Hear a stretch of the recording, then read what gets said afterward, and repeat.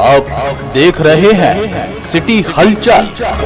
अमरोहा पहुंचे deputy CM Keshav Prasad Maurya ने विपक्ष को आड़े हाथ लेते हुए कहा कि विपक्ष इस समय बेरोजगार है। उन्हें 2014, 2017 व 2019 की हार से अभी तक सबक नहीं मिला है।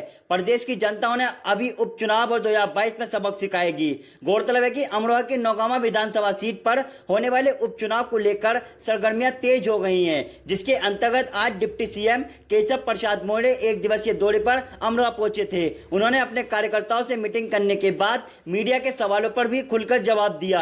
केशव प्रसाद मौर्य ने मेधावी छात्र छात्राओं के घर तक सड़क बनाए जाने के सवाल पर बताया कि अभी जहां सड़क का निर्माण नहीं हो पाया है वहां हो जाएगा। हमारे पास पैसे की कमी नहीं है, लेकिन आप बता दें कि सरकार के द्वारा घोषणा किए जाने के 2 साल के बाद आज तक मेधावी छात्र छात्राओं के घर सड़क नहीं बन पाई है, जिसकी वजह से केशव प्रसाद मौर्य का ये दावा खोखला साबित हो रहा है। और फिल्म सिटी बनाए जाने पर विपक्ष को जवाब देते हुए कहा उसे बेरोजगार बता दिया। वहीं कृषि बिल पर देश भर में चल रहे आंदोलन पर बोलते हुए विपक्ष मुद्दाहीन है, इसलिए वह किसानों को गुमराह कर रहा है। मैं भी एक किसान का बेटा हूं, मैं किसान का दर्द भी जानता हूं और मैं ये पूरे दावे के साथ कर रहा हूं कि जब तक प्रधानमंत्री मोदी जी हैं तब तक किसी का भी अहित नहीं हो सकता।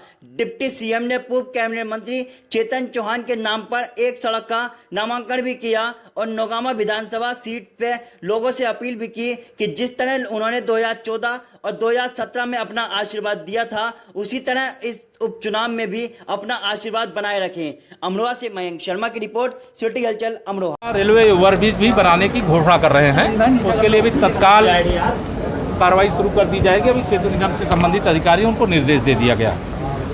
उत्तर प्रदेश के अंदर विकास तीव्र गति से हो रहा है। जो गुंडे माफिया अपराधी हैं, भूमाफिया हैं, उनके खिलाफ जो कानून सम्मत कार्रवाई है वो प्रभावशाली ढंग से चल रही है, आगे भी होती रहेगी। हमारा लक्ष्य गुंडागर्दी से मुक्त प्रदेश हो, भय मुक्त रह करके लोग अपना जीवन यापन करें और सर्वांगीण विकास, सभी जिलों का विकास, सभी क्षेत्रों का विकास, सबका साथ, सबका विकास, सबका विश्वास। धन्यवाद। किसानों ने यहाँ नो एंट्री के बोर्ड लगाए हैं, कल धरना भी है, तो उसको लेकर देखिए, किसानों को विपक्ष मुद्दा विहीन है और वह किसानों को गुमराह कर रहा है। मैं किसान का बेटा हूँ और किसान का दर्द भी जानता हूँ और मैं पूरे दावे के साथ यहाँ पर कह रहा हूँ, जब तक देश के प्रधानमंत्री माननीय नरेंद्र मोदी जी हैं, न तो गरीबों का हित हो सकता है, न किसानों का हित हो सकता है।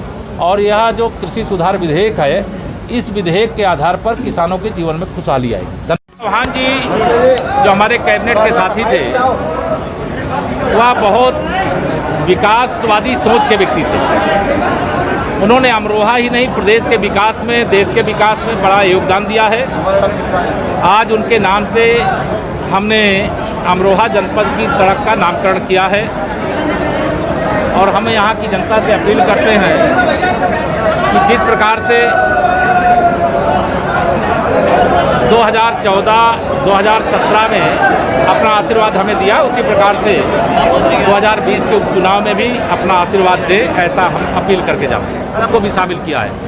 जो अंतर्राष्ट्रीय स्तर का पदक जीत करके ले आते हैं ऐसे खिलाड़ियों के घर तक, और जो हमारे देश के लिए बलिदान होने वाले सैनिक हैं, उनके सैनिकों के घर तक गौरव पथ का नाम देते हैं। मेधावी बच्चों के लिए डॉक्टर APJ अब्दुल कलाम गौरव पथ, और जो हमारे खिलाड़ी हैं उनके लिए जो नाम देते हैं मेजर ध्यानचंद विजय पथ, और जो हमारे बलिदानी सैनिक हैं जय हिंद वीर पथ के नाम से हम मार्ग का निर्माण करें। मंत्री जी अभी तक बने नहीं, 2 साल हो गए हैं उन बच्चों को। जो बच्चा कोई ऐसा बच्चा होगा तो आप हमारे जिलाध्यक्ष जी को, हमारे प्रभारी मंत्री जी को, हमारे विधायक जी को, पूरे प्रदेश के जो हैं कई सारे ऐसे स्टूडेंट्स हैं। नहीं, कोई ऐसा होगा आप दे दीजिएगा, ऐसा हो ही नहीं सकता। उसके लिए ना पैसे की कमी है और ना कमी होने देंगे। धन्यवाद। एक सवाल मुख्यमंत्री का बयान आया है कि यूपी में अब निर्माण योजनाओं के लिए ऑडिट बनेगा। ये तो हम पारदर्शिता लाने के लिए निरंतर काम कर रहे हैं। अच्छा, यहाँ बसपा और जो है लोग वो सपा और जो है मिलकर चुनाव लड़ने वाली, सब मिल करके लड़ करके सब देख लिए हैं, लेकिन अब आप समझ लीजिए उनका भविष्य बहुत